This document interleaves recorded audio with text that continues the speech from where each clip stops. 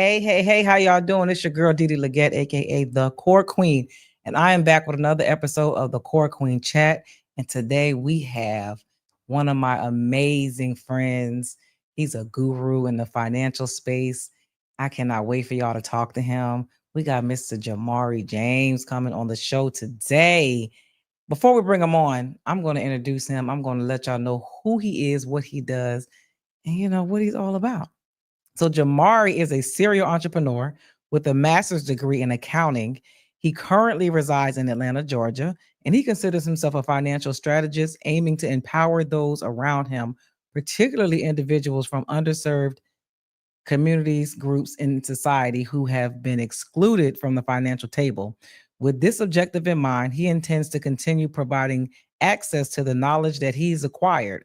This knowledge has enabled him to live by his own rules and better equipped his community by ensuring that each individual can increase their financial literacy and positively impact their families for generations to come. Y'all welcome my friend Jamari. What up, Hey, Diddy? Jamari. Peace, love, and light. Birthday twin.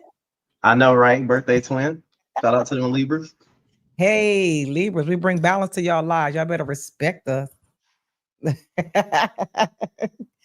Welcome to the show. I've been trying to get you on this show for forever. I know we rolling on about a year. Almost a year. It's been almost a year tomorrow. Almost a year. But I think this is perfect timing. Because I think this is like the connection is coming now that I have the book out. And I think people don't really put these two things together and how they correlate. So I got so many questions for you. For sure. And I know you can answer them because you're that guy. He is him. What they call you, Mr. Well, Imma Sue Dat Azz? Mr. Imma Sue Dat Azz. Yeah, that's y'all better recognize. So tell me a little bit about your upbringing. Whew. Look, born in Savannah, Georgia. Upbringing, mom, you know how it is, mom, grandma. My dad and my mom split when I was, I'll say maybe 5 or 6. Mm-hmm. So, weekends at dad's, you know how that go. So really, mom worked a couple jobs, so I got to see her grind. And grandma had us a lot. So you already know how grandmas are. They with the cast iron skillet, extension cords, all that. So, but no, they really instilled in me just to always believe in yourself and don't allow other people's limited beliefs to affect you. That's probably the biggest thing I'll take away from them, and just lead by example, never be like a follower, stuff like that. Just because somebody else might have failed at something, don't let that affect you and what you want to do. You know how some people, your friends, might fail at something, they like, oh dang, you can't do this because like we two different people. So I definitely agree with you. I think the call tonight, I definitely agree. People don't understand how these two things go together and how it's passed on from generation to generation, just like a recipe. So I'm blessed, honored to be on your show tonight, D. Thank you. I appreciate you. Fred, can you make the comments come up so we can see what the comments are looking like? So do you believe that your childhood experiences shape your financial decisions? Absolutely. I feel like, and this could just be me, but I feel like a lot of us have generational patterns of financial dysfunction, right? The generation that I'm in that 20 to 25 to 30-year-old generation. So most of our parents taught us what credit is bad, don't get it. And that's only because they were never taught how to utilize it. Number one. Number two, most of our parents or grandparents had the, either the shoebox or the money up under the mattress. Yep.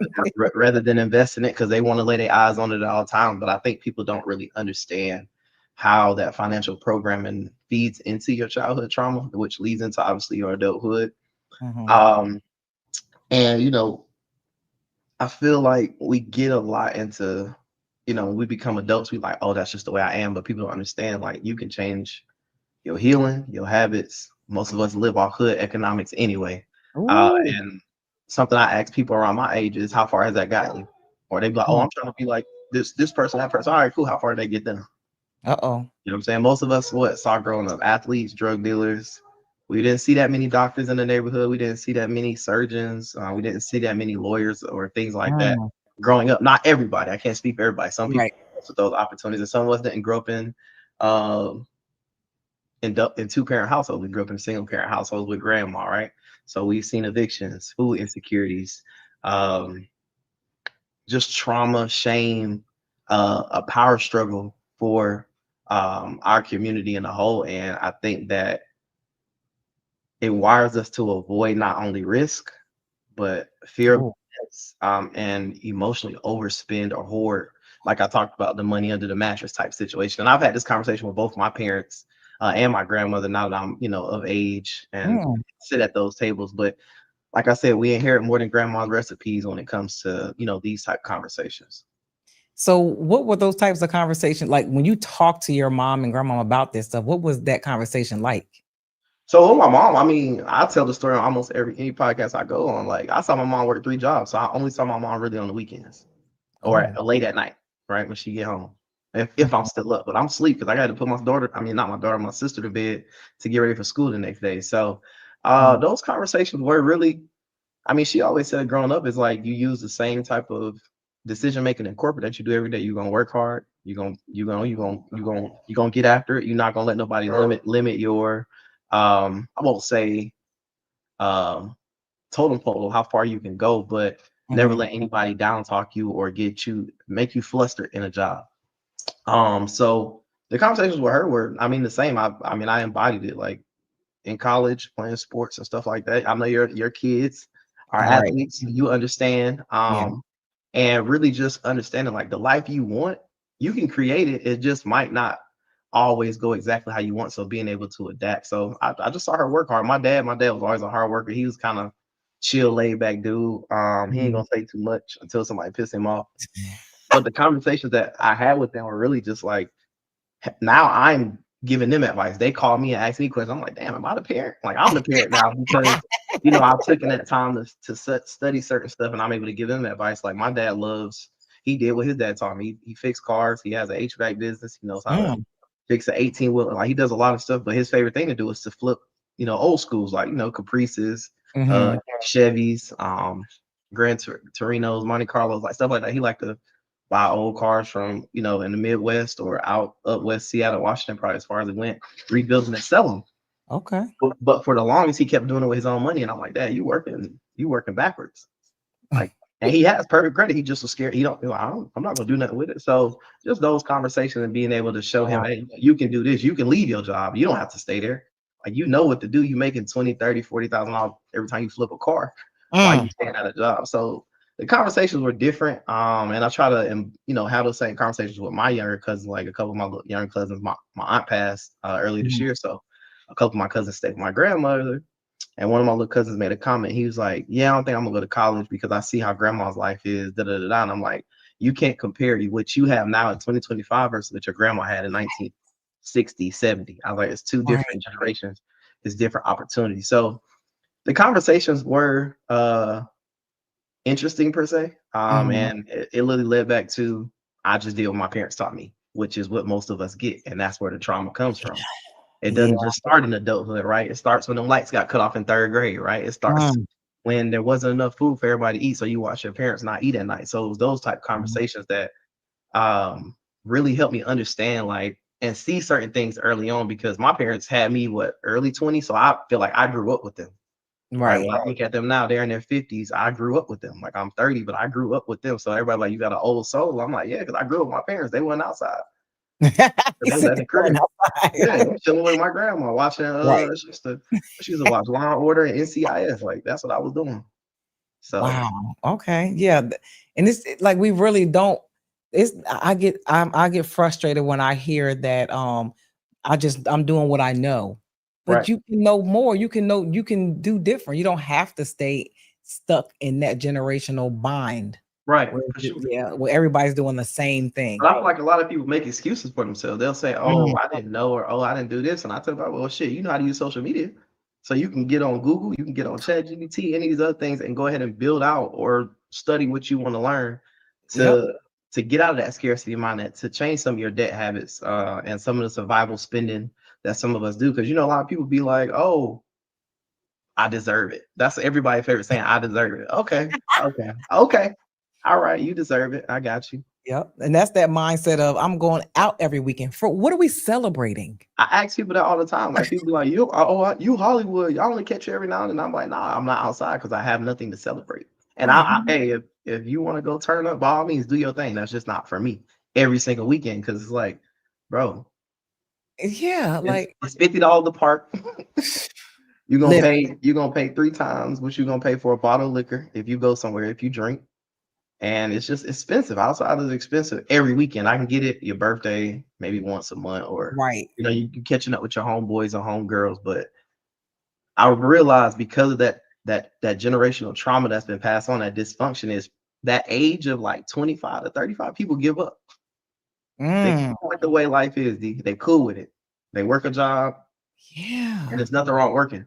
But some people get complacent just where they are and they cool with Right. it. And then you look up in 20 years and they still doing the same thing. And it's like, dang, like you never thought life could be different. And that's why, like Wow. people younger than me, I'm always like, yo, move away from your hometown. Go Yes. experience the world. Go see, Yes. especially people who grew up in rural and South Georgia or Mississippi. And no disrespect, the Southeast, but a lot of us grew up in rural places. Everybody didn't grow up in the city, in metro. You know what I'm saying? So it's like move away from your hometown. People like, you didn't. I'm like, y'all don't know. I'm from Savannah. I'm not from Atlanta. Like, so we moved away from home long ago. Right. So just having those conversations with people, you really get to see how much of the generational patterns of dysfunction are there, right? Our grandparents didn't trust banks. Some of our parents don't trust banks, right? Yep. The fear of misuse of credit, and the lack of education of it in general, Mm. especially on college campuses. They be out there trying to get the kids to sign up for credit cards and stuff like that. Yep. Over reliance on like high finance places, like a lot. If some of you guys follow me, you see on my story, I talk about like merchant cash advance loans and these Mm. different loans where these companies don't tell you the interest rate and you getting raped. Like it's a financial Diddy party. Excuse my French. Like that's exactly what it is. So like rent a center, title loans, like different places like that. Like people don't understand like ignorance is $1 billion industry. So ignorance is $1 billion industry. You either gonna play or you're gonna get played. Mhm. And what even with me, just understanding how family works, we get in that sham cycle and that silence, and then somebody becomes successful, and you have to realize, yo, it's not my responsibility to save everybody. You can put the Ooh. information in front of people, but if you try to go save everybody, you're gonna end up being like, damn, when it's my turn, they didn't do the same thing for me. So it's like you got to pick and choose who you gonna save, who you gonna help, and make sure that you're not giving from a cup that's not full. Mm. Listen, or you're not pouring into a cup with a hole in the bottom. That too. That too. So Because they, oh, we listen, yeah, what you said earlier, some people are just who they are. And that's they just just who they are, this and is you what got it to is. accept it, Yeah, for sure. and then you can move accordingly. Yeah. Yeah, because yeah. One second, Fred, can you adjust the camera? Because it's cutting all this off. Oh yeah, they gotta see your book. Everything. I need all this. You Look, talking about let's talk about your book. Tell us look. about your book.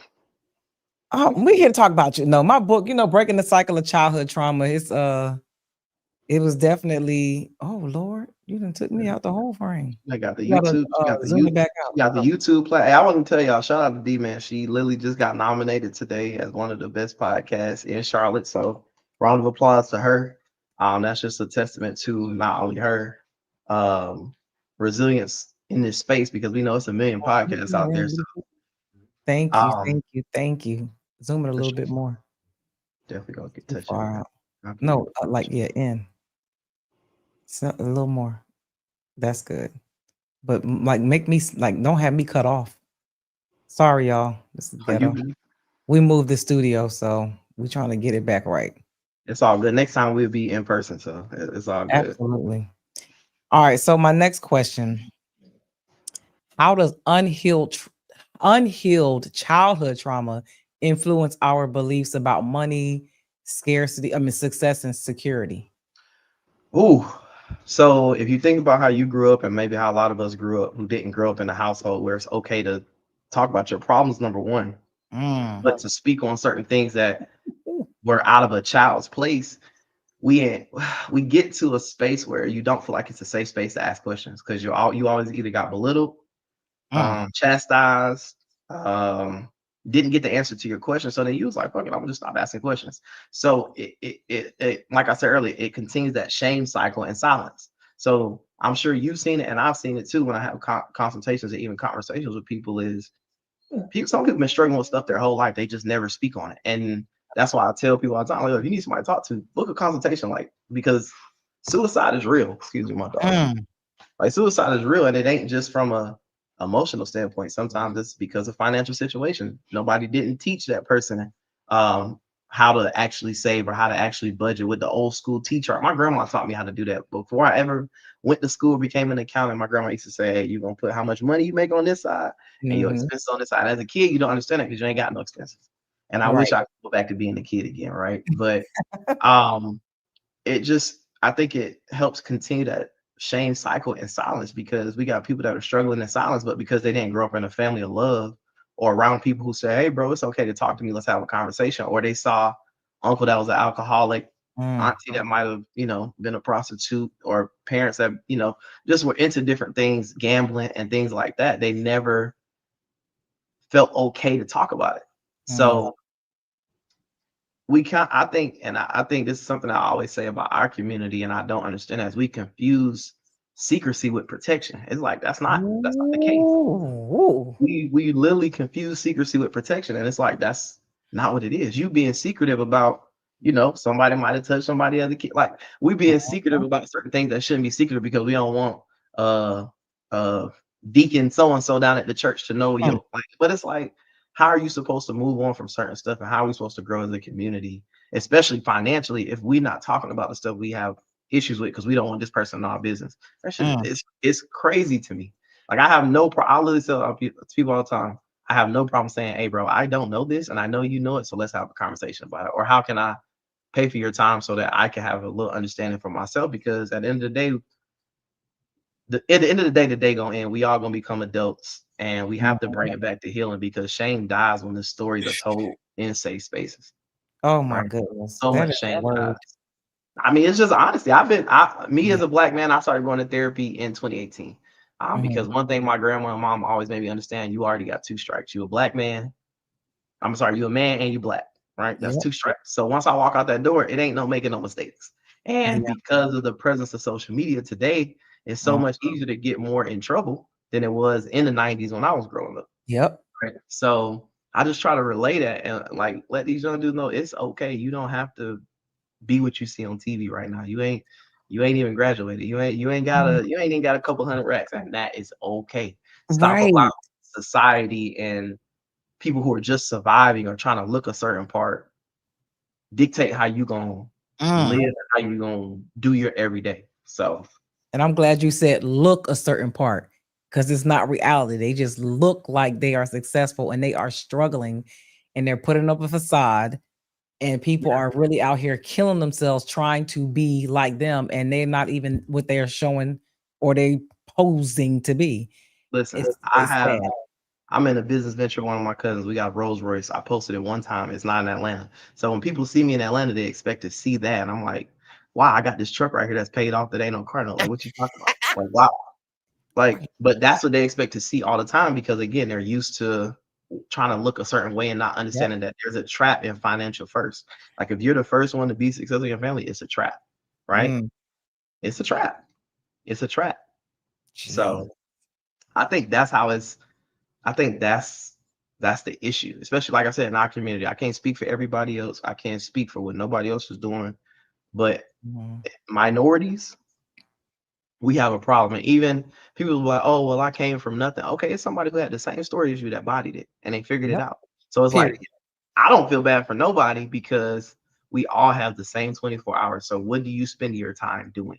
Mm. Right? Somebody just asked Mm. me, what are the situation where the family loves the idea, but is it willing to work or figure out the process? Sometimes it seems like we want to see the end result first before diving in and working with you. You gotta lead them people where they at. You gotta lead them where they at and do your own thing. You, Yes. like, that's something that I had to figure out. Like, you have to figure out what success looks like for you and the family that you're creating. And I ain't talking about just go have a baby. I'm talking about like you as yourself, right? Mhm. You're gonna be somebody's husband or wife one day. What are you doing to set yourself up to be the best version of yourself? Because if, do you know it, most marriages end in what? Divorce, because of Divorce. what? because of what? Finances. Finances, right? Yep. Somebody came in that motherfucker with $100,000 worth of debt. Somebody else might have been financially free. Somebody else might have not been financially free. And now it Yep. continues that trauma because now it's you guys are y'all might love each other, but it's a trauma bond. We're Mm. financially trauma bonded. We Yep. both work 50 hours a week. We both working 50 hours a week. That's why I hate the whole conversation of 50-50. Do what's best for you and your partner. You Yes. might be 50-50 today, and then in 3 years, you 90-10. Or like you have to do what's best for you and your partner. And Yep. that's why I be trying to tell young dudes who like be asking what you think about it. I don't think nothing about it because it doesn't apply to me. What Yeah. I don't argue with people about relationships, religion, or politics because I can't change nobody's mind with none of that. So why are Sure we even can. having that conversation? You And know what I'm that's saying? I just had this conversation the other day about marriage because somebody was asking me about marriage and they assume I don't believe in marriage because I don't want to be married. And I said, no, my They don't daughter get it. just got married a few weeks ago. I am happy for her. I love that for her. She's in Right. her 20s. It makes sense. Right. When you're that's to in my I use the analogy, that's a startup business. They Right. merging a startup business is You easy. know. Yeah. When you're trying to merge an already formed business, two form, that's a lot of work. No, I I'm agree with not you. Now doing that it. I'm older, I understand it. Like when I was young, I'm like, oh, this person's a good person. Why they not married? Now that I'm older, I get it. You got a lot more to lose. So I can't Yeah, just be with Joe Schmo or Lucy Lady. yeah, I can't do that. Like if you ain't got something to lose, it's like it'll never work because we're never gonna think the same. It's always gonna be somebody trying to pull somebody else along, and we're not equally yoked. And even if right. we're not equally yoked, are we working towards the same goals? Right? Yeah. Because And somebody's even if we both have something to lose, is it easy to put together? right. I agree. Yeah. And sometimes it's not because Yeah. I think ego gets involved, but that comes again from the trauma growing up. A lot of people are egotistical now because they didn't have it growing up or they wasn't that guy or that woman growing up. So Mm, now they feel like they got to put on this facade and be something that they're not. I be telling people all the time, I'm successful, but I ain't no millionaire and I don't even care to be. My mama yeah. good, my grandma bills paid, my sister and my nephew good. Like it's like I don't have I can't relate to certain people anymore because I don't have those issues. And they be like, oh, you're Hollywood. And I tell people, I'm like, you damn right. Why would I want to do the same thing that I used to do? Why? Like, why would you not be trying to level up and be something different, but Yeah. still act as the same person? Like, I don't Mhm. understand. It never made sense to me. So people Yeah. like some people I went to high school with or even went to college would be like, yo, you Hollywood. And I'd be like, what does Hollywood mean to you? Because I don't be outside, because you don't know where I am, you don't know what I'm doing. Hmm. Listen, they call me bougie all they want. I am. Oh yeah, of course. That's Yeah, the I'm not. Why would I settle for certain stuff that I don't have to? That doesn't make sense. Why did I do all this work to still do the same thing? I don't That's the know. point, and people don't get it. So that silence, like I didn't understand. I think now that I'm older, I kind of get it. Like that silence make people literally will bring anxiety and depression upon themselves because Mm, they don't have an 800 credit score. They don't have the car that they want, or they keep getting denied for X, Y, and Z. And it's like take your time and build up to that. Like have some set some realistic goals to get there. I literally had somebody jump in my DMs. I think it was 2 days ago. I think it was Monday. And he was like, bro, I'm just depressed. I'm working. I can't save. Da, da, da. And I go to his page, but you buying Jordans every time they drop. But you see? outside. Like I'm like, you're not even doing the necessary steps on the daily to get Right. to where you want to be. I said, the same Jordans release every other year. I said, you can go without a couple Jordans. You taking a vacation every week. What do you and I asked myself, what do you celebrate? And I said, I'm not trying to be funny when I'm asking you this. Oh, bro, I Mhm. just need to get away. You need to get away from what? What, right. You get your real life. So I'm like, okay, cool. How about you don't take a vacation for a couple months? How about you save that extra? Because I asked him, I said, what is the typical vacation for you cost? He said, oh, bro, 750, 1500. I said, so you spending $1,500 and you going out of town for 3 or 4 days. I said, dog, you gotta reevaluate what you got going on. I said 1,500 a month for 4 months. I said that's almost 7, 8 grand. Well, it's like 6 grand, but close enough, 7 grand. Right. I'm like, there go your 10 grand right there. So it's like sometimes we don't because of that trauma, we're not okay with saying, hey, I'm gonna sit this summer out. I'm gonna chill this summer. Ain't Right. gonna be no, Cabo or Turks and Caicos or hell, even Miami. It ain't gonna be none of that. We're gonna stay at home. We're gonna save our money because again, we have goals. And I think because of the way the trauma is set up, and our parents didn't leave them anything. Their parents didn't leave them anything because they didn't know how. That's why Mm, I don't take the whole, oh, I didn't know. Yeah, you knew. You just didn't try to go find the necessary information to build or to do right. something. Because what about the ones who didn't know either and still did it?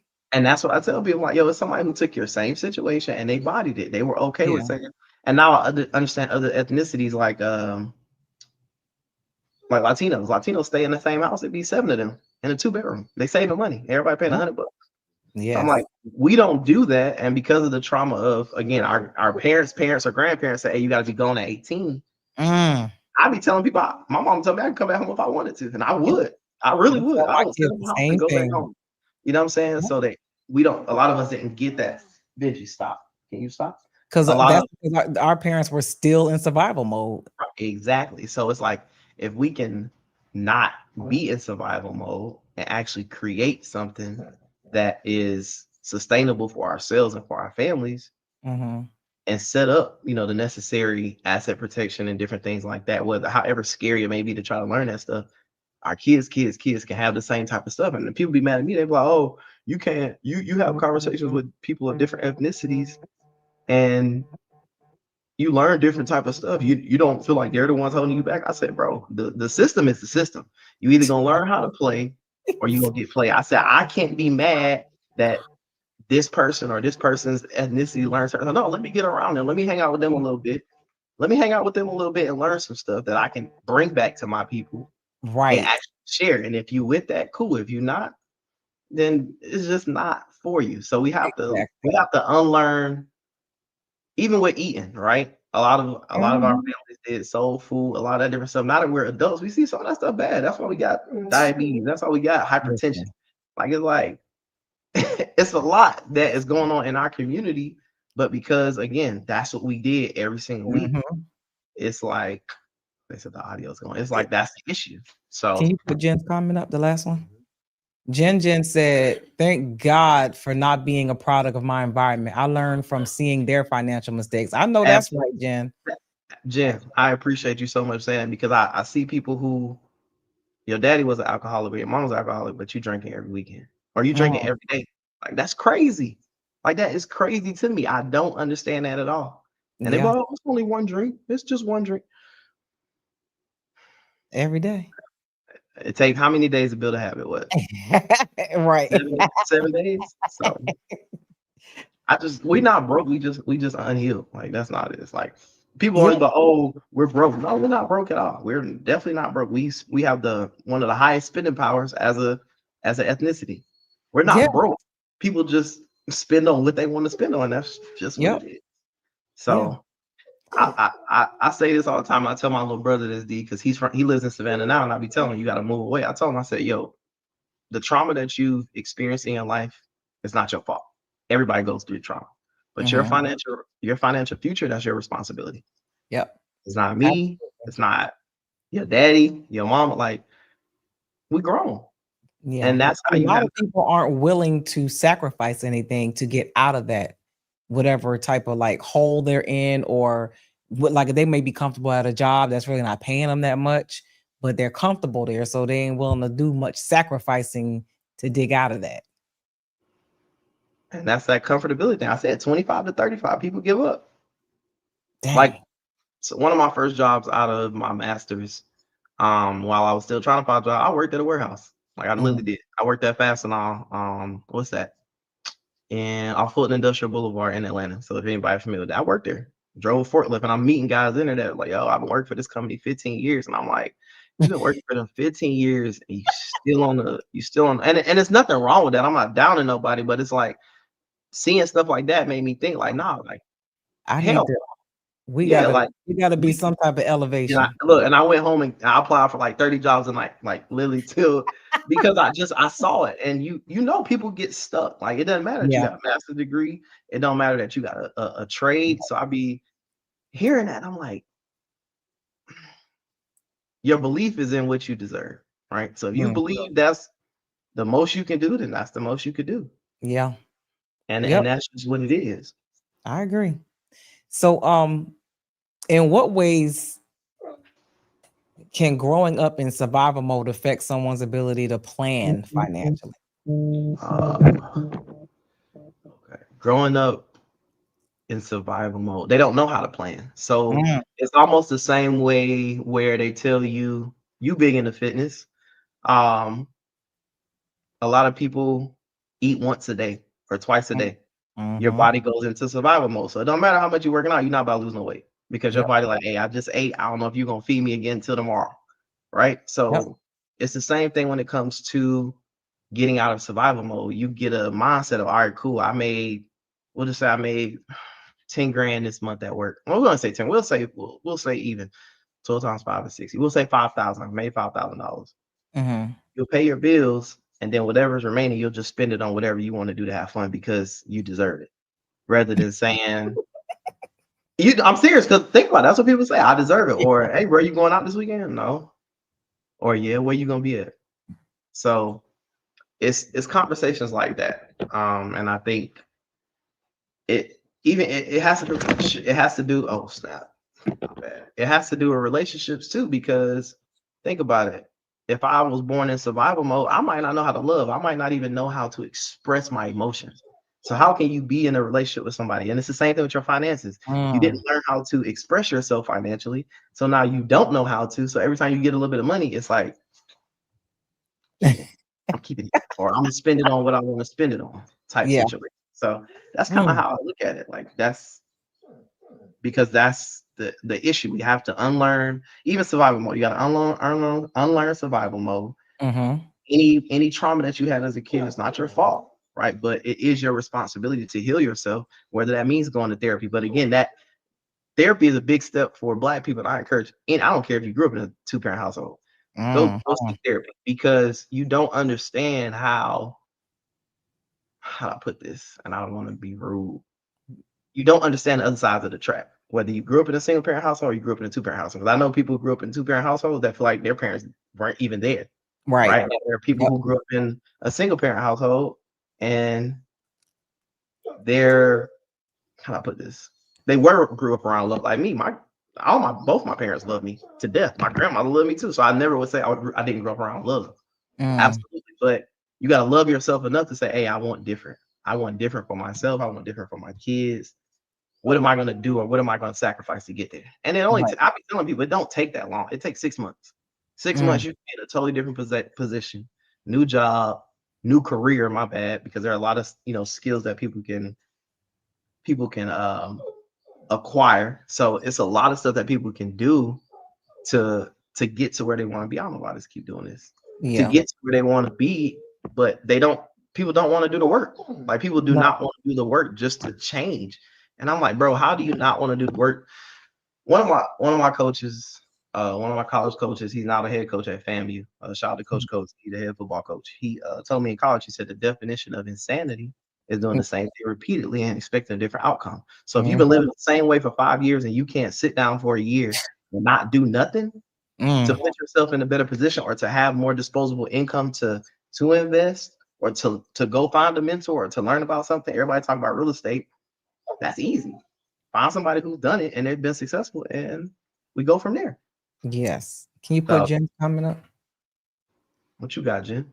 Jen said two-parent household here and still had trauma, and I'm all for therapy. It's life changing. Yes, It teaches you how to indeed. love Jen. yourself. Like it teaches you how to love yourself because a lot of people don't know how to love themselves at all. Absolutely. And social media literally like puts out this message that if you're from a two-parent household, you're perfect, you're good. You don't like you're whole, you're Mhm. complete. And it's like, why do y'all put that much pressure on people? Like everybody has issues, everybody's go through things. You don't know what was happening in that household, whether it's two parents or a Right, single parent. people just make an assumption on what they believe happened Yep. in Put this that person's upbringing, and it's like, bro, you don't know me from a can of paint. You exactly. don't know what I went through. Exactly. Parents are Yep. physically there, but Not they're not there emotionally you there. go.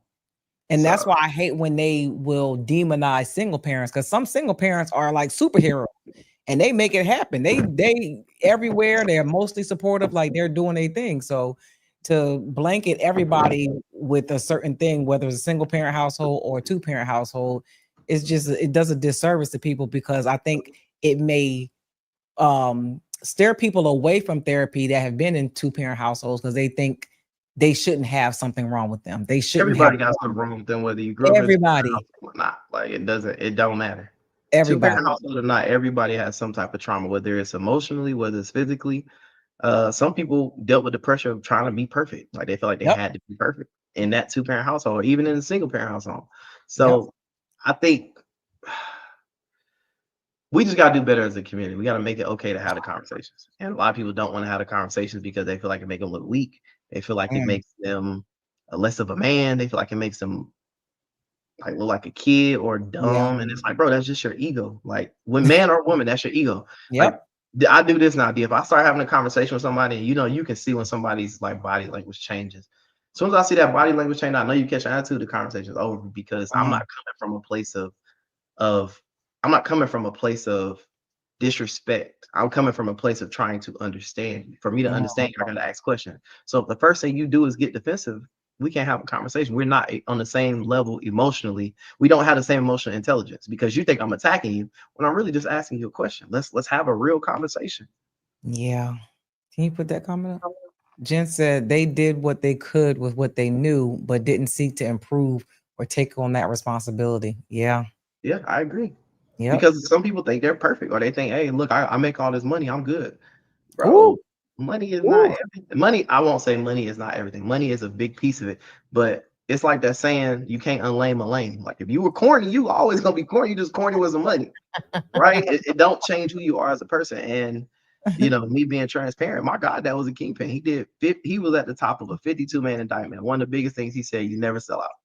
Don't change Yeah. who you are for nobody. You done been around enough money in your life. You've seen enough, right? Mm-hmm. So to understand that is like character's moral integrity. If you Mm, got that, you winning. Whether your pockets match or not, you're winning. But people don't yeah. understand it because they don't look a certain part or they don't have what social media said they're supposed to have. And Tuh, it's like, tuh. and it's Yeah. like, bro, It's a lot of lames out here with money, yeah, for and sure. they really think that they are that guy or that girl just because they have money. It's like, no, your character is horrible. Well, Your that's morals terrible. don't exist. Your soul is black, and stay away from me. Right. No, for sure. Yeah. So how can trauma lead to fear or shame around budgeting, investing, or asking for financial help? Easy. People get instant gratification. So if it's hard, they stop. Oh, If it's hard, they stop. Somebody could be on track to save $400 or $500 a month, but because it's not $1,000, or it's mm, because it's not, what they want, it's an issue. So they have like short-term thinking, right? And that leads into obviously instant gratification. So it leads you into that fight or flight mode. If it's not perfect, they give it up. They like, man, this ain't gonna work. Bump with mm. D talking about, bump with Jamari talking about, I'm just gonna live my life. They don't know me. They don't know what I've been through. That's what people say. And it's like, bro, we all been through something. Everybody has a sad story. Mhm. What are you gonna do with that sad story? And it leads into self-sabotage. That's what I think. I've heard people say, I ain't got nothing I ain't got nothing to keep anyway, or I Mm. ain't got nothing anyway. And it's like, no, you have a lot. You have life. You have life. Yeah. So I think it causes people, like I said, to just give up. And instead of going out and finding people like John Bryant, shout out to John Bryant, Dr. Boyce Watkins, he gives information for our community. It's a lot of different people who give information. It's like, but because it doesn't look or sound the way you want it to, you like, nah, I'm good. Mm. Dang. I'm good. And I'm like, bruh, these are the people who've been where you want to go. But because it's not flashy, like people see me, I've been an athlete my whole life. So you know me. T-shirt, jogger, some chucks, I'm cool. And Right. they'd be like, you not the same dude from social media. I'm like, nah, actually I am. I just I don't care for the labels. The labels is made in India in the same shop that Skechers made in. They just slap the Dior label on it and you pay Right. $700. I don't care about none of that because Yep. it's that saying, they got to be in you, not on you. So the clothes don't make the person. Yeah. And most So of the time, I mean, of course, we all know the richest people wear the plainest clothes. The you seen brokest Bill one wear Gates? the flashiest. I might use Bill Gates. Steve Jobs, Yeah. man, have on a Walmart button up and some khakis. Yep. looking Yeah. crazy. But But I think our culture has fallen for the okey doke so much when it comes to like the swag or yeah, like we I'm want to like, look what good. does swag get you? What are we? Is that going to pay for something? I don't People want understand. to look the part. They just want to look the part rather than actually being the part. Yeah, and that's what the kids are falling for. That's why Well, that's they what they see. always want to see the athletes, the rappers, and all of that stuff. They fall for that. Because I mean, it's back to what we did. I mean, growing up, I mean, what did most people see in the neighborhood? They saw the people in gangs, drug dealers, and people who play sports. They didn't Hmm. really see. I watched an interview and there was a guy, and he was in a neighborhood and his teacher asked him who he wanted to be like. He didn't say a celebrity. He didn't say nothing. He said Mr. Bob. And his teacher was like, "Who is Mr. Bob?" He said, "That's my neighbor." And she said, "Why do you want to be like Mr. Bob?" He said Mr. Bob got a good job, his wife looked good, and he take care of his kids. Come on, And he Bob. come home every day. Right? Right. Period. So it's like you can be that person, but it doesn't always have to be glitz and glamour because you'll get the Right. glitz and glamour. You're like, I don't want this. Like we hear celebrities always try to say they wish they were regular or they weren't in the limelight. Listen, Benji, mm, stop. Come here. listen. Tell your dog to stop acting up. Man, he He want to get on crazy. camera. Crazy, man. Hey, Freezy. Sorry, he in the comments. Put Jen's comment up there. The last one that says the only label I care about is my bank account label. I know that's I right. agree. I Listen, agree. I need my coins, honey. I need my coins. All right. So can childhood impact someone's ability to trust financial systems, institutions, or even themselves? No, I think because of what we've seen done to our communities, what we saw done to Black Wall Street in Tulsa, Mm, Oklahoma, what we've seen done to a lot of things we've tried to do as a community, I don't think so. We definitely don't trust banks, right? So I've seen situations even in my own family where people rather go do something stupid rather than go ask for a loan, right? They might try to rob a store, yeah. rob somebody rather than trusting a bank. And it's like you gotta like I hate to say it and it's bad, but I'm gonna say it anyway. None of us are ever gonna change the system. And that's why I hate when people like, Period. oh, the president, da da da. The president's never gonna do anything for you and your community. We don't get that. They do what's best for them. It don't matter where you at, right? Every So if day. you don't understand that, you're never gonna get ahead because you're always looking for somebody to free you. The only person gonna free you is you. Yep. You got to make that decision. You got to go understand how not to have a fear of credit or misuse or the lack of education of just overall financial literacy or the over reliance on high interest stuff. Like I make the parody videos that you guys will see on my page sometimes. People go get cars and they be like, "How much is your payment?" They be like, $700. I signed for 360 months. And it's like that stuff is a joke, but that stuff happens in real life because most of Yeah. us, because of a lack of education, we go in and we just ask how much is the payment. We don't Yep. ask the interest rate. The interest rate could be 27%, which is damn near usury in most states. But we don't ask that question because it's a Hellcat or because it's a G Wagon or because it's a Mercedes. Like we don't ask those questions. And it's like, Yep. you think this person helping you, they smiling at you because they know you an easy lick. Yep. And that's just what it is. Because again, people want to look the part. So people will rather fake it till they make it than, like I said, take 6 months off or take a year off. Don't make no financial decisions based off of the dopamine that you feel in the moment. And that's why Mm-hmm. I tell people, like, take your time when you at a car dealership.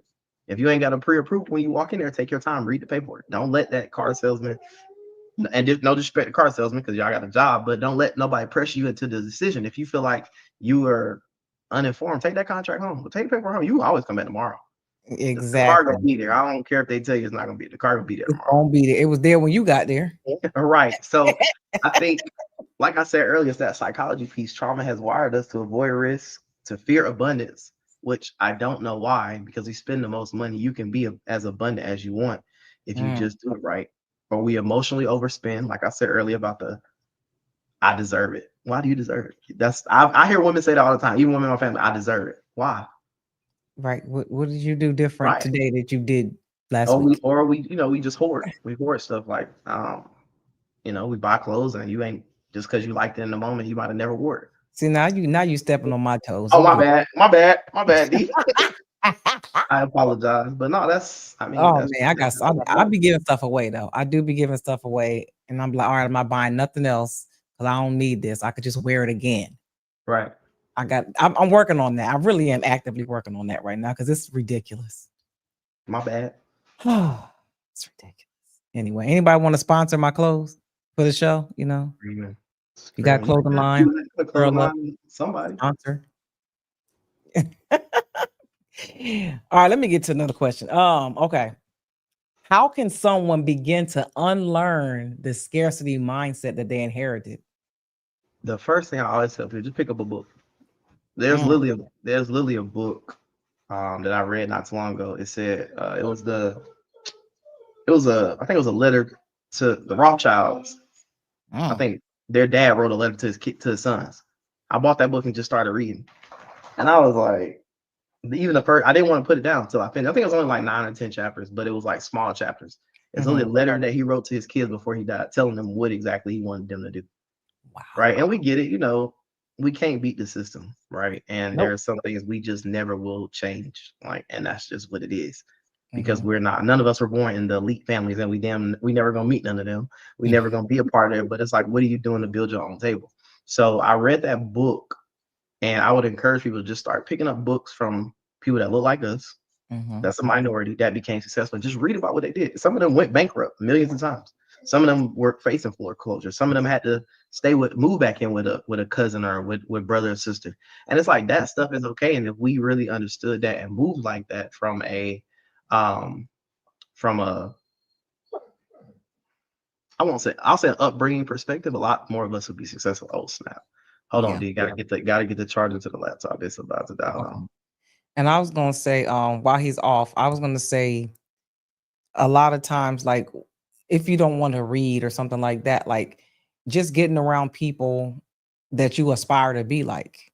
If you see somebody that has the things that you like or that you aspire to buy or be able to get, like if it's a house or a certain car or anything that you see, get around those people and try to figure out how they acquire those things. Try to figure out what kind of career they have, especially like young people. Young people kind of are hard on themselves, I think, now because of social media. So they don't realize that it takes time to acquire certain stuff. I know on social media, it looks like people acquire things quickly, but a lot of that stuff is fake. It's not real, and it's a facade. And I think I want to say I read something where it says the average age for a person to even become a millionaire is like 47. So relax. Y'all got time. It's gonna come if you're putting in the work, if you're doing what you need to do. But if you're looking for these get rich quick schemes, can you put them back up? Or if you're looking for like ways to do things quickly, most of the time it's not going to happen. Y'all looking at like these 1% of people who may go viral or do something that happens like miraculously, this lightning in a bottle type thing. You just got to grind it out and you got to take your time and be willing to put in the work to get these things, because yes, it gets exhausting. It's tiring, but if you want to be rich or if you want to get this money, you're going to be tired. It's not going to be easy. Nobody's going to just give it to you. Nobody. For the people who are younger than you that are around my age, whether you in your 30s, because I'm only 32, or your late 20s, like I promise you, I worked in corporate for 6 years before I walked away. Mm, You gotta have some type of buffer. What she's saying about people going viral, yeah, it happens on a rare case. A rare occurrence. Like even if you look at like I see the kids that love streamers. Look at Consonant. He been streaming since 2017, 2018. yep. It's 2025 and he's just not popping off. It's like you never everybody doesn't become a overnight celebrity or overnight um sensation, and it's Mm, okay. I do agree with you, D, where you said people need to get around other people who have been successful. Don't be afraid to ask questions. Like I'm cool with paying for a consultation with somebody who's way far more ahead of me, because that's gonna me and D could be doing the same thing. We could be the same age, but she might be afraid to reach out, and I'm not afraid to reach out. And I just cut my learning curve by 5 years. yep. I just cut down on the you paying for advice on the mistakes that they made early on so that you don't do the same Mhm. stuff. So And that's one thing that kind of bothers me a little bit about when the black culture says that there's a lot of gatekeepers, they don't try to help, they hold on to information. No, the problem is that a lot of y'all aren't willing. Number one, I'm not wasting my time. If you're not really gonna do it, don't bother me. because For most sure. of the time people aren't going to execute anyway. I Um, agree. That but also, no, you can't pick my brain unless you I pick your don't want to form of go to lunch. payment. I'm not going I to just don't. be giving you stuff that I paid for and I've worked my behind off to garner this information. I'm about to help you, like you said, cut off 5 years of the learning curve. Yeah, Oh, you won't have to pay me for it. I agree. I think too many times people say, "Oh, I got scammed." Yeah, you got scammed because you went for the person that was flashy rather than the other person you knew who did the same thing, but because they weren't showing X, Y, and Z, you felt like they didn't have, and it's like, nah, they got it too. They just it looks totally different. Yeah. And I'm with D. I don't want your lunch. I can pay for my own lunch. I don't. I get it all the time. And D, that's why people are like, oh, you're Hollywood. And it's like, nah, bro, you gotta understand. I'm gonna spend an hour and a half with you, giving you information, and I'm not getting anything in return but some food, and I can eat at home. Sorry. I got a refrigerator full of food. I got cousins that still get food stamps. I definitely buy them. I got Yo, food. I got a refrigerator full of food. So shout you out to know, the food stamps. If y'all selling something, oh, my hey, bad. yeah, yeah. Hey, at the real Jamari. Listen, look, times is hard, okay? All right. What healing practices or mindset shifts help break negative financial cycles Mm. from that's rooted in childhood trauma? The first thing that my therapist taught me, shout out to Mr. Johnson, he passed away last year. But first thing he taught me was when you have a negative thought, reverse it. So people always say, "Why me?" Mm, Right? When bad things happen, the first thing people say, "Damn, why me?" Instead of saying, "Why me?" Why don't you say, "Why not me?" Right? Even if it's a bad situation, why not me? What am I supposed to learn in this mhm. occurrence? Yep. Right? And then one of the other things he made me think about is, and I guarantee you nobody thought about this. When's the last time you, when in your prayer, asked God to show you how good life can really get? Mm. And he asked me that, and I was Woo. like, dang. I was like, dang, I'm 27, 28. I've never asked God that. Right? I've never sat down and said, hey, God, show me how good life can get. And it ain't like, obviously, it's not going to just happen overnight, but we have to change the way we think because that there is power in words. And a lot of times we hear people say things Mm. like, oh, I'm stupid, right? Because of that childhood trauma. Mom and daddy might have told you stupid, you'll never amount to nothing. And people start to believe Mhm. that. And instead of saying that, it's like, no, I'm not stupid. I just learned a little bit slower than you. That's it. I gotta see it in a different way. So we have to, I think for us, we have to change the way we speak. Mhm. And we know, like I have a daughter, my daughter's 2. I know that my daughter's going to do what she sees me do, not what she hears me say. Right. Mm. So the biggest thing was just changing the way I speak, changing the way I talk about myself, changing the way I deal with myself. And a lot of people, black people don't love, y'all don't love yourselves. You don't. You don't love the way you look. That's why we Mm. see everybody getting surgery. And, sometimes surgery is necessary, but we don't love ourselves enough to do the hard work. I'm serious. I got friends that's my age that's talking about Ozempic. I'm like, damn, you only 32. What you talking about? Like, what you talking about? Like, come on. Like, so I don't think I think it starts with loving ourselves because that inner child didn't get the love. That's why Mm. you said a lot of people want to deal with control because they weren't heard as a child. So now they want to be controlling. Or Yep. their parents led with fear, so they try to lead with fear, or their parents led with shaming people, so they led with the same thing, or power, right? Or you see people who in the comments, Mm. round Mm. tax style. I know y'all know what I'm talking about when I say that's a tax relationship. That's survival. A lot of people only know survival. I'm for real. Like a lot of people only know survival, right? And these are Yeah. all childhood trauma things. They only know how to survive. So they'll use somebody and be with them, and you like, boy, I know a tax relationship when I see it. So those different type of things and understanding how to love on yourself and speak to your inner child. So for the fellas out there, I would tell you to get back to things you did as a kid that you actually liked. Even I don't care if you're 35, 45, get back to some of the stuff you used to do as a kid that you Yeah. like, not what your parents made you do, and Ooh. you'll start to love on yourself totally different. And you'll start to understand that there are things that you enjoy that you didn't even know you enjoyed because you never thought about doing them, right? Mm. So just stuff like that. Like it starts with self-love. Yeah. That's And removing your my bad, DM, because just removing yourself from negative environments. If you mm. around negative people or even your family negative, remove yourself. Right. I got friends who say they're the black sheep because all their parents do is be negative. And it's like I can't be around that. And I understand that and I get it. You can't be around negative people in negative environments, but don't be afraid to tell your parents, hey, you're real negative. Like Mm. you're very negative. I mean, I hope you're an adult when you do it. Don't, or even if you're younger, just don't say it in a disrespectful way, because we have to be able to open to have those conversations. And Yeah. because of the trauma my parents went to, sometimes they're not open to those conversations. I have guys who book consultations all the time, and I'm not a therapist, but they want to vent, and they'll say, "Oh, I can't have that conversation with my dad because he's just not trying to hear it." Well, then that's just the way he gonna, Yeah. lead this earth. But that should not stop your growth. That shouldn't stop your growth as a man, as a leader, as a father, as a friend, Mm. as a brother. And you gotta love on yourself enough to say, "Hey, I'm not okay. I need to go get help." Oh, Right. And I think that's the problem. A lot of people don't like accountability. Who are you to tell me what to do? I'm trying to help you better your life. And they're like, "Oh, well, your life's not that great." That's the trauma speaking. You're getting defensive when I'm saying, "Hey, bro, you're my friend. I see you're struggling with X, Y, and Z. This is what you need to do." Right. The mm. sexualization across social media, porn, all the different types of, like, we as men, or even women too, like, we have to do things that not put ourselves in situations to where certain things could be an issue. And I'm saying that at 32. Yeah. Right. So Can you put Jen's comment up? Jen said inner child trauma presents itself in adulthood in ways you may not even realize.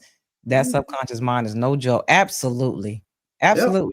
I It agree is with Jim it's 100%. tough Jim, because my grandfather died in 2020, right? He caught his Mhm. wife died on Valentine's Day. He had been with her longer than I've been alive. He caught COVID on purpose to pass. So at the repast, me and my dad had a conversation, and I Wait, asked my dad, wait, wait, wait, wait, wait, wait. he did, Why? because he didn't want to be here. Think about it. You lost the person you have been with every single day for Oh over, my 30 plus years. So me God. and my dad had a conversation. I asked him, I said, "Hey, as a kid, I didn't feel like you were there enough for me." And that was me. I feel like that was my time to speak. Like, God put it on my spirit, or maybe that was my Mhm. grandpa speaking. And in that moment, right, my dad literally got weak. He started crying. He said, "Hey, I just raised you the way I was raised." And I understood in that moment. I said, I was mad at this person for something that he didn't even know how to do. And sometimes we have to be okay with giving people grace because they weren't taught to do a certain thing. You might have been taught to love a certain way. They Mhm. weren't, right? So again, it ends that cycle and that silence, Yep. right? So just things like that. Like, people gotta be open with having the hard conversations. If it hurt, it hurt. But at least now Yep. that person understands where you're coming from, how you're moving as an adult, and you not letting them know, "Hey, I'm not going for it." Like, both my parents know I'm not going for it. So don't call me with the foolishness, because I'm gonna set you straight like I'm your parent. And we gonna keep it pushing. Because who has time for a negative Nancy? Woo. We all got stuff we trying to do. I don't have time to sit and be negative all day. Listen. So I'll let you vent for a minute, but after that, all right, we gotta start thinking of some Yeah, solutions. what's the solution? Because Exactly. we're not So doing. I can't take it. It like boils my blood. I cannot handle it. Get away from me. Because no. right. Right. Mm-mm. Yeah, and it's funny that you said that because I think this generation of children are way more vocal. Oh, So 100%. they are and they're fearless. So they gonna say what they need to say. My son, he got something to say, he gonna say it. He is not holding back. And I feel like as long as he say it respectfully, like, what's Oh the yeah. issue?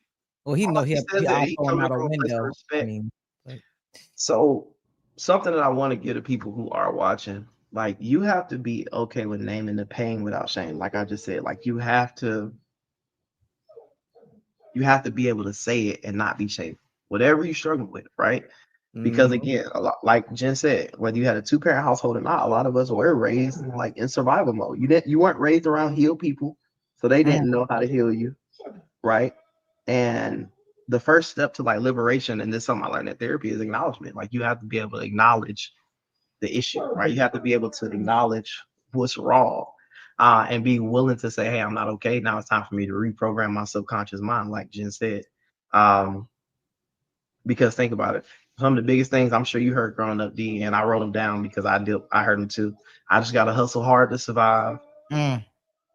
Credit is a scam, and nobody ain't coming to save me, which is true. So, Yep. um, just like they program computers, right? You've seen people break down computers and rebuild it, right? It's the same Mhm. way with you.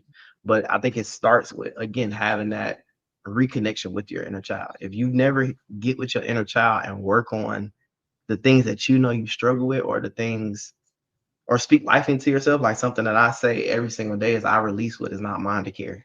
Mm. Because people will dump on you. Like, that's why I don't do the negative. The venting, people will dump on you. Yep. I am worthy of abundance without struggle, because people feel like you got to have struggle love, struggle job. Like, hell Oh, no, that's goodness. not what God wants for you. That's not what he wants for you. Sometimes he puts certain people in your life for you to learn a lesson. And if you don't learn that lesson, he gonna bring somebody to look a little bit better with the same issues, and you're gonna deal with it until you learn the lesson you're supposed to do. Lord, I And the hear last you. I thing, learned the lesson. Please, hey, please. hey, I'm y'all, I give D a trying. hard time all the time, man. But one of the biggest things I want each and every one of y'all to start, and it's an affirmation I say every single morning. I deserve to be safe, wealthy, and seen.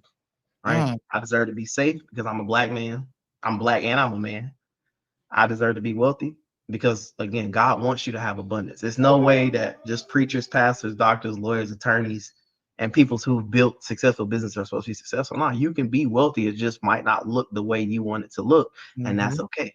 And I deserve to be seen, because a lot of you guys on here have gifts and skills that y'all don't give to the world. And then y'all see somebody who has less skill than you actually take the step and do it. And you're like, he ain't like that. Well, shit, he took the step and you didn't. Like, what's the like? You can't be Yep. mad. So I want everybody here to learn how to budget. If you don't know how to budget, get your ass on YouTube and look up a T chart where you put your expenses on one side and your income on the other side, and you'll start to see, do I have this much disposable income? Do I have this? Or am I in a, do I not have a surplus? And when you do that, you'll start to see, oh, I got, some of y'all be having 17 subscriptions to all these networks and y'all don't even watch the shows. That 790, that 17.99 add up. Disney Plus, Hulu, Stars. I'm talking to y'all, right?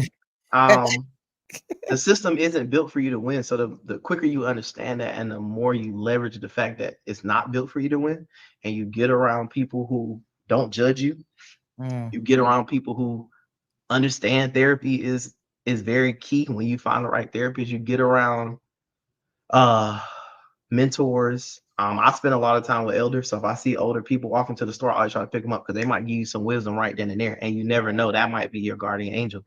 And get around people who not just surviving, get around people who are actually thriving. Like, sometimes you have mhm. to pay the cost to get in that room, and that's okay if you think this person can lead you to where you want to be. Um, and the healing is not in isolation. Too many of y'all isolate yourselves. Oh, bro, I'm just going through some stuff. I had to disappear. Mm, mm. You're allowing yourself to sit in what the issue is rather than going and talking to somebody. You're not gonna fix it just sitting in isolation. You're just gonna feel better because you don't cope with some weed or some drugs or sex or alcohol or something else that is helping you in that moment. Um, and there is no shame in the power. And I'm giving y'all stuff that my therapist gave me when I was Lily first starting, because I thought I was okay too. But I knew I wasn't, because I was depressed with corporate. Right. So understand, debt is a real PTSD, right? Mm, I was living paycheck to paycheck. I would get paid, I would pay off my credit cards, and I ain't got nothing. And then I got to use my credit cards again until the next time I get paid. And I was like, mhm, damn, it's a cycle. I was like, I fell into the cycle, right? Even though I had good credit, I was scared to use it. I'm like, I got a 720 and I don't know what to do. At mhm, 25, 26 years old, because nobody had ever taught me. My mom literally said, only use it for emergencies. I'm like, damn, this ain't an emergency, so I'm not gonna use my credit card, right? mhm. Just stuff like that. Overspending is an emotional escape. So for you hoarders and you people who have aggressive personalities that like to buy everything in every different color, I'm talking to y'all. I'm only talking to y'all because I've been there.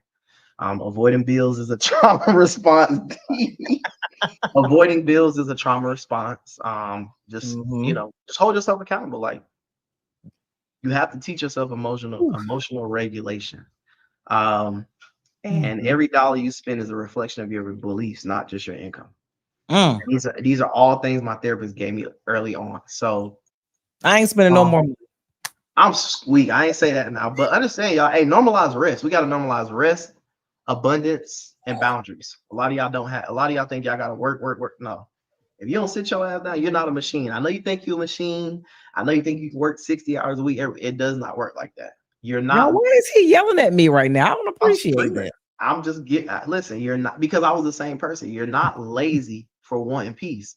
Just because you want peace and you're sitting down not doing nothing, a lot of people feel antsy and feel like they got to do something. Let's sit down, relax, That's me. right?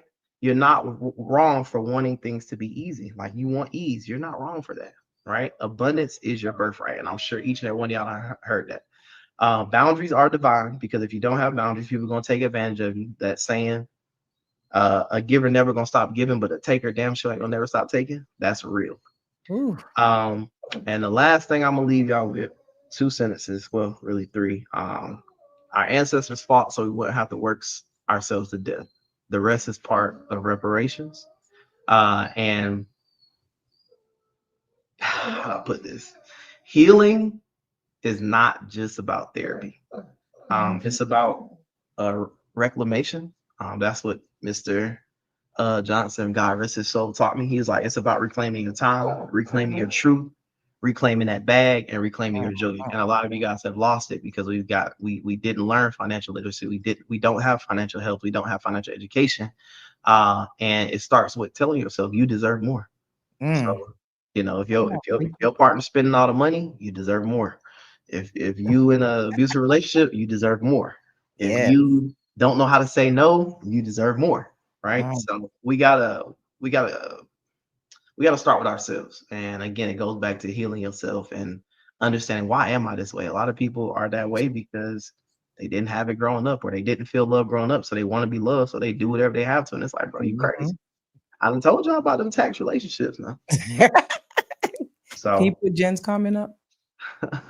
Jen said the bills are all paid, but I still need stuff in every color.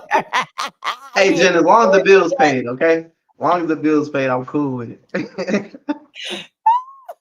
Oh man, Listen, that's hilarious. we got some clothes to buy. Look, we going to Africa in December. We need our outfits. I see that's different. That's an occasion. Y'all got that planned out. Yes. Man, that was good. Ooh, Lord, you stepped on some toes. You hear me? Listen, we've been there. I'm 32. I done been around again. Like I said, my goddad tell me I can talk about stuff. My goddad was at the top of a 52-man indictment. So as a kid, I don't know what he doing. I just keep telling everybody I want to be like my goddaddy. Not understanding he was running the business, but again, he didn't get out in time, and he went down. So he got out in 2020. I helped him with his credit, helped him get started. We got a whole company now, a whole black truck company. Wow. So it's like it's never too late to change what you're doing. Like you said, the average millionaire is 45. So if you in your 20s, you in your 30s, you still, if you hell, even if you're in your 40s and your 50s, you got time, but you gotta want to do something different. Yeah. So Yeah. Sacrifice, baby. You gotta sacrifice. Let me see. I got two more questions for you. all right, let's go. If you could go back and tell your younger self one thing about money, what would it be? Don't be afraid to invest. Mm. Don't be afraid. I was afraid because I didn't understand. I was kind of like I'm gonna keep it. I'm gonna put in the savings. I'm gonna put it in the safe at the house. And it's like, if you think about it, most people never have it. Like we always say, oh, we saving for a rainy day. You ain't never had a rainy day more than $5,000 unless your roof caved in and you ain't had no. You know what I'm saying? You never think about it, D. You've never had an expense more than $5,000. So now I'm looking at it like, okay, cool. In the mattress or whatever, wherever people say I'm gonna have $5,000. That's it. Other than that, everything else is gonna be invest. But because of the trauma and we can't touch it right now, we don't invest it. And it's like, yo, you could have been a millionaire. For people who work in 20 years, go ahead and transfer that 401k to a Roth IRA now, immediately. The social, I'm telling you, my grandma retired. I pay all her bills. That Social Security ain't gonna be there. And I don't want to scare nobody. I'm just telling you. Like my grandma in her 70s, and I pay her bills because I'm abundant enough to do that. But she gets Social Security. Social Security ain't nothing but a couple. What? It ain't nothing. $800. It ain't even $1,000. So I understand the scam now. I understand what it's set up for, because the money they take from your check, they damn sure invested in it. I'll tell y'all that. And that comes from me being, just those who don't know, in my corporate career, I used to work for the SEC, right? The Security Exchange Commission. So the financial statements that are created for these companies, you get to start having conversations. These people don't care about us at all. They only care about their advancement and helping their families get ahead. That's why you see the arranged marriages and things like that. So it's like, if I can tell my 18-year-old self, hey, start off with a Roth IRA, that 401k, and if you withdraw it, they're gonna tax you on it anyway. So it's like, we got, that's just some advice. So I would tell my younger self to invest and don't be afraid. Like, if you're gonna lose, shit, you went out swinging, but it's not the end of the world, right? So You can always make some more. for sure. Last question. Let me see. I got two. Let me see which one I want to ask you. I'm gonna ask you two more. Sorry. Are you What's good? one action step you'd recommend for listeners who are realizing they have trauma connected to their money habit? Find you a therapist immediately. Immediately. Like yesterday. And people are, oh, therapy's not free. Yes, it is. For black people, there are a lot of free therapy out there. And most of y'all have a job with insurance. Your copay is gonna be just like you went to the doctor. My copay used to be $15. I used to meet Mr. Johnson. I think for the first 2 years we used to meet twice a month. Mm-hmm. And then once you start making goals and you hit those goals, then it Yep. got down to once a month, then it got down to once a quarter, and then Mm-hmm. he just started inviting me to his house. So it like I'm not saying that's gonna be everybody's relationship with their therapist, but you have Yeah. to start somewhere and be okay with saying, hey, I don't have a great relationship with money. I don't. Mm, I don't. Or get you an accountability partner, somebody who's literally trying to do the same thing you're doing that's gonna yeah. hold you accountable. I ain't talking about your auntie, your cousin, your best friend that you done been with 30 years and y'all done been. No, I'm talking about somebody that's really gonna hold you accountable to what you are saying you want to do. Because a lot of us have a problem and we don't want to talk about it because we don't want nobody to hold us accountable. But Ooh. once you get some people around you, and it might not be your closest friends, and that's okay. You get around some other like-minded individuals who are serious about money, they'll hold you accountable to what you said. Yeah. But you I have to hold yourself accountable and actually say, hey, I got a problem. So agree. All right, my last question for real. What is the best financial advice you've ever received? do it scared, but do it fast. Hmm. Um, and I know people are like, what? That don't even make sense. If you think about people who are successful, they say success loves speed. So if I sit there and I think about the decision I'm about to make for 2, 3, 4, you're gonna talk yourself out of it every time. If you're gonna invest or you're gonna do it fast and do it scared. Because you stop. Because you don't know the outcome.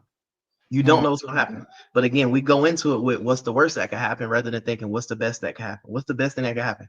I could pay for this mentorship and this person helped me become a millionaire in a year.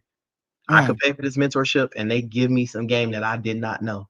I could pay for this session with D and she helped me with my trauma and she gave me some advice from her book. So do it scared, but do it fast. Don't second guess yourself. Once you make the decision, stay there. Right. Once mm, you make the decision, stay there because again, we talk ourselves out of it and think of and y'all in the comments don't have to respond, but just think about how many times you sat on a decision you probably should have made and you didn't, and then you're like, damn, I should have did that.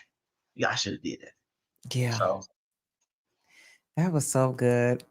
Ah, you were so brilliant. I appreciate you, D. Hey, You are listen, brilliant. I try to be what I didn't have, right? I try to be different.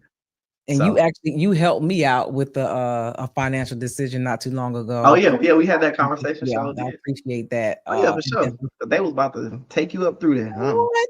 I was like, yo, somebody help. Yeah, for sure. So yeah, I appreciate you for coming on the show, for being available and just giving so much knowledge that most of the time we don't get from black men.